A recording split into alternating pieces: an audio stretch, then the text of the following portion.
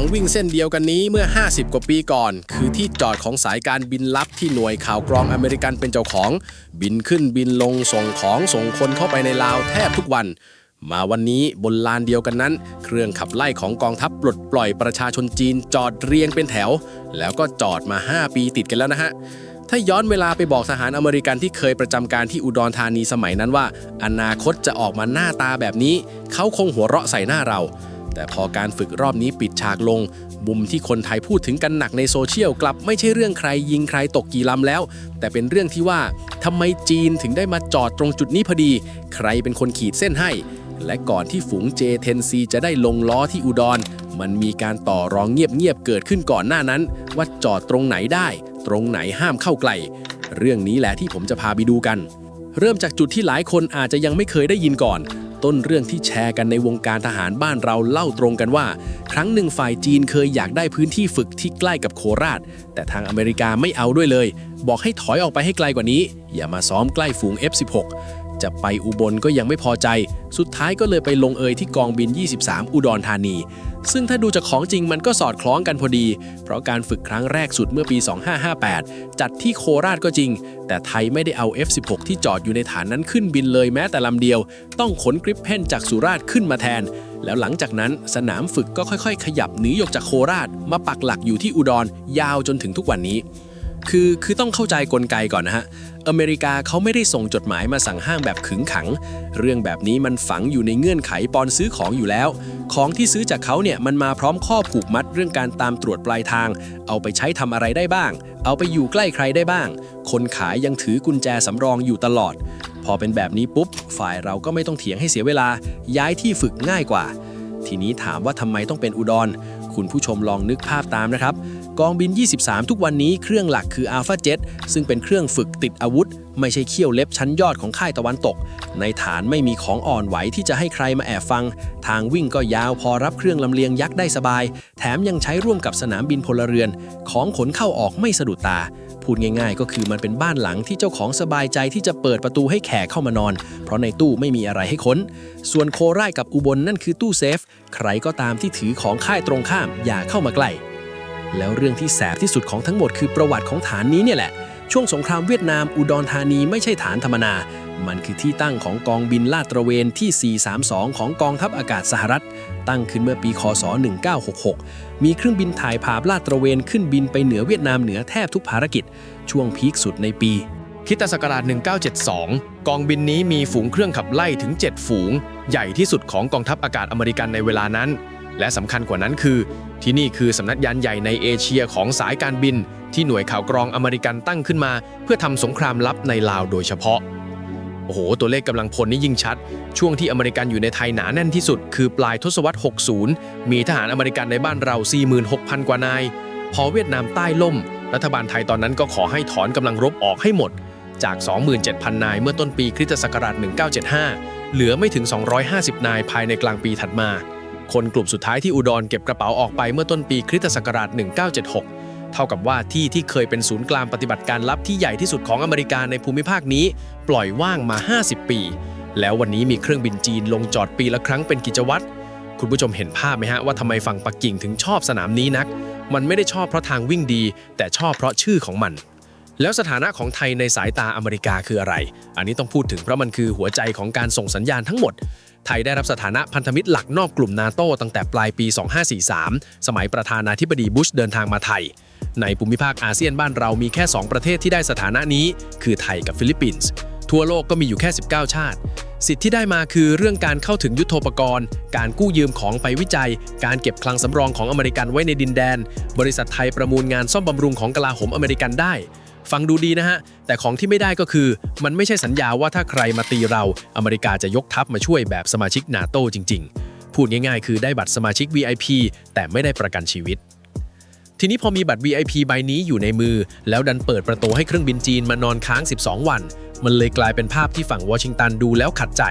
นั่นแหละคือสารที่จีนอยากส่งตัวจีนเองเนี่ยไม่ได้มาเพื่อจะเอาชนะคริปเพนของเราบนฟ้าแต่มาเพื่อถ่ายรูปให้โลกเห็นว่าพันธมิตรเก่าแก่ที่สุดของอเมริกาในภูมิภาคนี้ก็ยังเปิดบ้านให้ฉันเข้าได้ไม่ได้เป็นของใครคนเดียวหรอก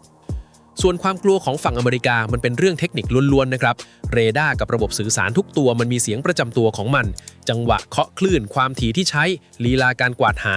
ถ้าเอาเครื่องเรดาร์บินได้ของจีนมันลอยอยู่ใกล้ๆแล้วอัดเสียงพวกนี้เก็บไว้ก็เท่ากับได้สมุดรวมลายเซ็นของเครื่องบินอีกฝ่ายฟรีๆที่แสบกว่านั้นคือ F-16 ไม่ได้บินแค่ในไทยไต้หวันก็ใช้รุ่นเดียวกันอเมริกาก็ใช้ถ้าเสียงมันถูกเก็บไปแกะที่อุดรวันหนึ่งมันไปโผล่เป็นสูตรกวนสัญญาณในน่านฟ้าอีกฝั่งของทะเลได้เลยของแบบนี้มันโชว์ได้ครั้งเดียวโชว์แล้วหมดค่าทันทีเพราะฉะนั้นคำสั่งที่ว่าอย่ามาใกล้โคราชอย่ามาใกล้อุบลมันจึงไม่ใช่อารมณ์งอนมันคือการปิดประตูห้องเก็บของมาถึงคำถามที่คนถามกันเยอะว่าจีนขนมาเยอะขนาดนี้ทำไมเอาแค่ฝูงขับไล่ก็น่าจะพอแล้วแต่ปรากฏว่าปีนี้มีทั้งเครื่องเรดาร์บินได้เครื่องเติมน้ำมันกลางอากาศเครื่องลำเลียงยักษ์แล้วยังมีกำลังป้องกันภัยทางอากาศภาคพื้นตามมาด้วยซึ่งฝั่งจีนแถลงเองว่ามีหน่วยจรวดพื้นสู่อากาศร่วมฝึกจริงแต่ไม่บอกว่ารุ่นไหนอันนี้ยังไม่มีใครฟันธงได้ผมมองอย่างนี้นะการขนของครบชุดแบบนี้มันคือการเปิดร้านไม่ใช่การซ้อมรบอย่างเดียวจีนกำลังบอกลูกค้าว่าฉันไม่ได้ขายแค่เครื่องบินฉันขายทั้งระบบเรดาร์ตัวนี้ลูกจรวดชุดนี้เครื่องเติมน้ำมันคันนี้ซื้อไปใช้ด้วยกันแล้วมันคุยกันรู้เรื่องซึ่งเป็นวิธีขายที่ต่างจากค่ายตะวันตกโดยตรงและไทยเนี่ยคือลูกค้าที่เขาอยากได้ที่สุดในย่านนี้เพราะนักบินเราฝีมือดีช่างภาคพื้นเราชั่วโมงบินสูงถ้าไทยรับของจีนไปใช้เมื่อไหร่เท่ากับได้ใบรับรองคุณภาพชั้น B ไปโชว์ทั้งอาเซียนต้นเรื่องที่แชร์กันถึงบอกว่าถ้าเราเปิดใจเมื่อไหร่ฝั่งโน้นคงลดแลกแจกแถมจนคุณผู้ชมตกใจอยากเห็นกองบิน 23 มี J10 ประจำการใจจะขาดหรือถ้าอนาคตอยากได้เครื่องล่องหนรุ่นใหม่อย่าง J31 เขาก็พร้อมขายอยู่แล้วทำไมเขาถึงกล้าเสนอเรื่องเครื่องล่องหนก็เพราะเขารู้ว่าประตูอีกบานปิดใส่หน้าเราไปแล้วไงฮะ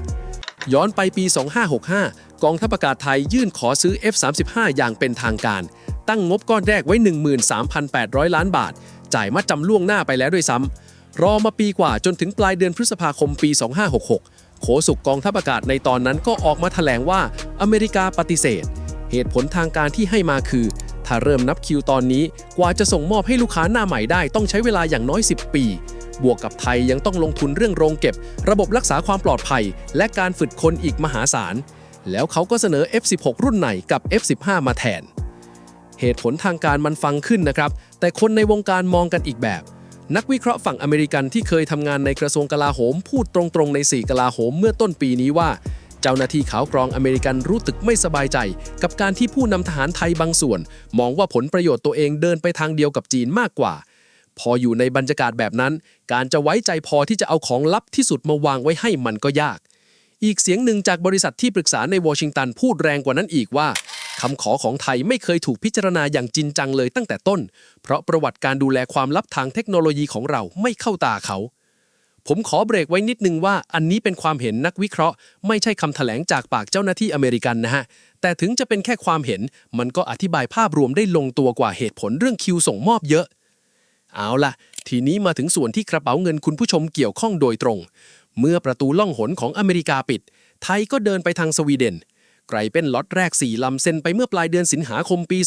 2568 วงเงินราว 18,000 ถึง 19,000 ล้านบาทเป้าหมายเต็มคือ12ลำวงเงินรวมประมาณ 60,000 ล้านบาทซึ่งเป็นเงินภาษีทั้งก้อน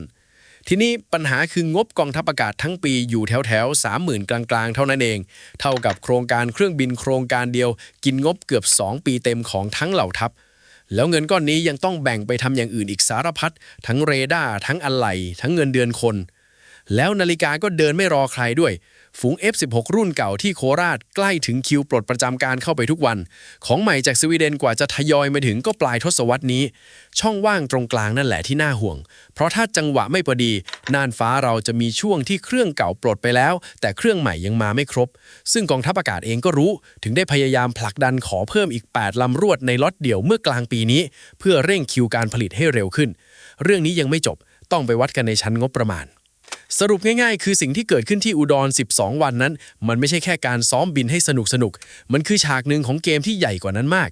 จีนได้พื้นที่เชิงสัญลักษณ์ที่หาไม่ได้จากที่อื่นในอาเซียนอเมริกาได้ตอกย้ำว่าของที่เขาขายมันมาพร้อมกฎที่เขาเขียน